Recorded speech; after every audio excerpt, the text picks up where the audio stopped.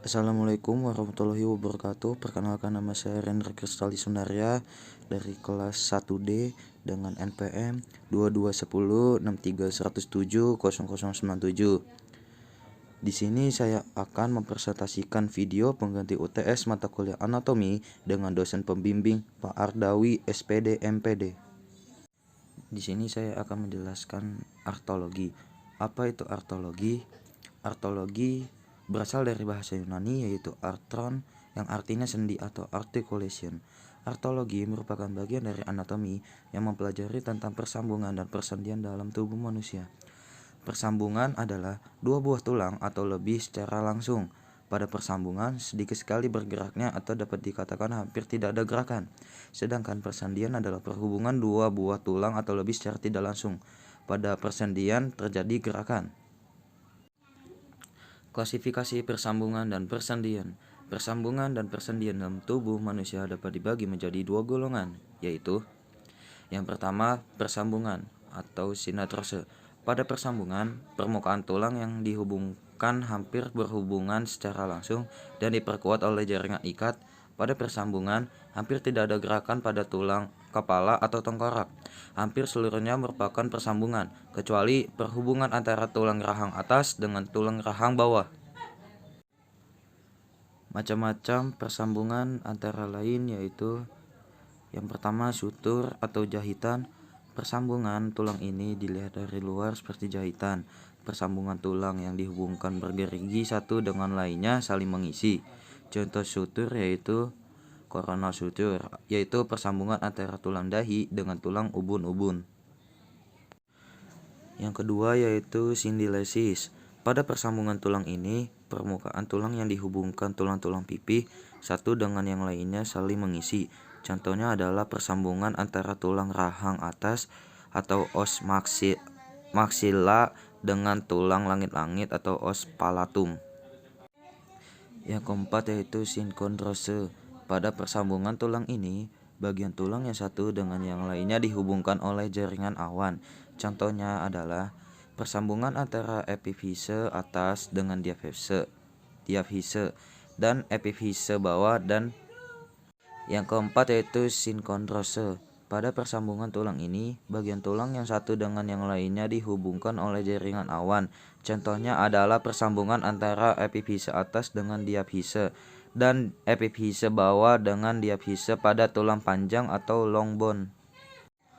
Selanjutnya yaitu persendian. A. Persendian yang dapat bergerak sedikit. Persendian yang dapat bergerak sedikit atau ampiartrose. Pada ampiartrose, tulang-tulang yang dihubungkan tidak berhubungan secara langsung, tetapi dihubungkan oleh jaringan berserabut. Ada yang berbentuk cakram atau diskus articulare, dan ada yang dihubungkan oleh selaput jaringan ikat atau membrana interossea. Pada persendian ini terjadi gerakan, namun gertakannya sedikit. Macam-macam ampiartrose, yaitu yang pertama, simpisis. Pada persendian ini, tulang-tulang yang membentuknya dihubungkan oleh jaringan rawan berbentuk pipih dan agak tebal. Contoh simpisis yaitu simpisis pubis, yaitu persendian antara tulang kemaluan atau os pubis yang kanan dan kiri. Yang kedua yaitu syndesmose. Pada persendian ini, tulang-tulang yang membentuknya dihubungkan oleh selaput jaringan ikat atau membrane interossea. Contohnya adalah articulation tibiofibular. Bagian diafise yaitu persendian antara tulang kering atau os tibia dengan tulang betis atau os fibula bagian tengah dihubungkan oleh membrane interossea. B. Persendian yang dapat bergerak luas. Persendian yang dapat bergerak luas atau synovial joint atau diarthrodial joint. Sebagian besar persendian pada tubuh manusia dibentuk oleh persendian ini. Tulang-tulang yang membentuk sendi ini tidak berhubungan secara langsung karena permukaan bagian tulang yang dihubungkan dilapisi jaringan rawan sendi atau kartilage artikular dan dipisahkan oleh suatu rongga sendi atau cavum artikular. Pembagian distrose. Berdasarkan jumlah tulang yang dihubungkan diarthrose dapat dibagi menjadi dua. Yang pertama, Artikulasi simpleks, yaitu suatu persendian yang dibentuk hanya oleh dua buah tulang. Contohnya sendi bahu. Tulang yang membentuknya adalah tulang belikat atau os scapular dan tulang lengan atas atau os humerus. 2. Artikulasi komposites, yaitu suatu persendian yang dibentuk oleh lebih dua buah tulang. Contohnya adalah sendi siku. Tulang yang membentuknya adalah tulang lengan atas atau os humerus, tulang pengumpil atau os radius, tulang hasta atau os ulna. Berdasarkan gerakan-gerakan yang dapat dilakukan pada diatrose dapat dibagi menjadi 6, yaitu yang pertama sendi geser atau articulation arthrodia. Gerak pada sendi ini hanya bergeser dengan sumbu gerakan sejajar dengan tulang yang bergeser. Contohnya tulang tapak tangan dan tulang tapak kaki. 2. Sendi engsel atau articulation ginglimus. Struktur ini hanya memberikan kemungkinan gerak pada satu bidang saja atau hanya kedua arah, dan gerakan ini dilakukan pada sumbu yang melintang. Contohnya articulation cubiti, articulation fleksi atau flexion, dan ekstensi atau extension. 3. Sendi kondiloid atau condyloid joint. Pada sendi ini, bonggol besar atau kondile sebagai caput artikularnya, dan yang satu lagi merupakan cekungan agak dalam sebagai fossa artikularnya. Gerakan yang dapat dilakukan pada sendi ini adalah fleksi, ekstensi, abduksi atau abduction, adduksi atau adduction, dan sirkumduksi atau circumduction. Contohnya yaitu sendi pangkal tangan dan sendi pangkal kaki. 4. Sendi plana atau articulation solaris. Sendi yang bergerak ke samping dan depan atau membuat gerakan dua arah. Contohnya tulang ibu jari dan tulang pergelangan tangan. 5. Sendi putar atau articulation trochoidea. Sendi ini gerakannya seolah-olah memutari sebuah sumbu, tapi gerakannya kurang dari 360 derajat. Contohnya yaitu tulang belakang kepala. 6. Sendi peluru atau articulation cotalica. Sendi ini merupakan sendi yang paling luas gerakannya di antara kelompok diatrose. Gerakan-gerakannya melalui banyak sumbu yang terpusat pada sendi itu.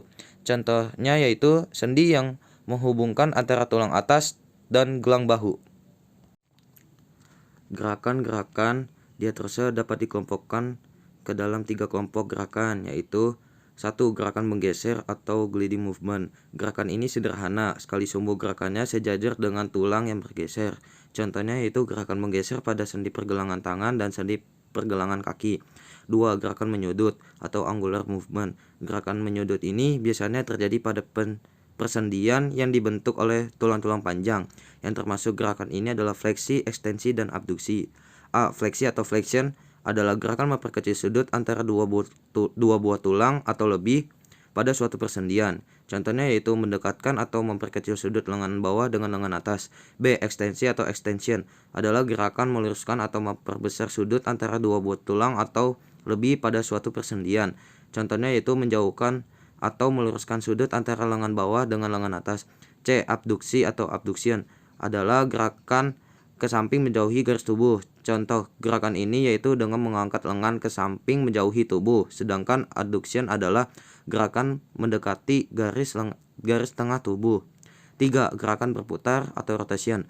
Gerakan mengelilingi sumbu secara penuh. Gerakan ini tulang berputar mengelilingi poros gerakan. Macam-macam gerakan berputar yaitu A. Pronasi atau pronation adalah gerakan menggulingkan lengan bawah dari sikap menghadap ke atas menjadi menghadap ke bawah. B. Supinasi atau supination adalah gerakan menggulingkan lengan dari sikap menghadap ke bawah menjadi menghadap ke atas. C. Sirkumduksi atau circumduction adalah gerakan seperti membuat kerucut dengan sendi sebagai puncaknya. Sekian video dari saya. Apabila ada kesalahan dan kekurangan kata, mohon dimaafkan. Billahi taufiq wal hidayah. Wassalamualaikum warahmatullahi wabarakatuh.